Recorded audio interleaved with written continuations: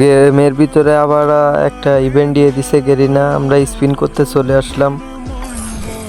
এমনি ফকির আরো ফকির বানায় দেবে। কি ইভেন্ট দিছে রে ভাই, কেউ সহজে কোনো কিছু বাইর করতে পারতেছে না।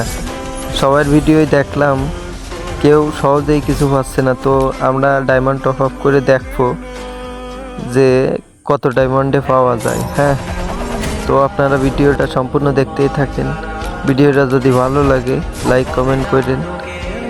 এ সামুরাই দিছে 300 টোকেন এক্সচেঞ্জ করা যাবে, ওরে বাবা। আর আছে 250 আর ওরে 75। আর এই দুইটা বান্ডিল হলো নতুন, আর ওই দুইটা বান্ডিল হলো পুরাতন। এই মিলে 60টা বান্ডিল দিছে। তো খুবই ডায়মন্ড কাটবে। সবাই হিসেব করে এই ইভেন্টে ডায়মন্ড 4-5 হাজারের নিচে না নিয়ে ঢুকলে এই সামুরাই বান্ডিল বাইর করা যাবে না। নিম্নপক্ষে 4000 ডায়মন্ড না নিয়ে কেউ ঢুকবেন না, তাইলে তার ডায়মন্ডটাই লস যাবে।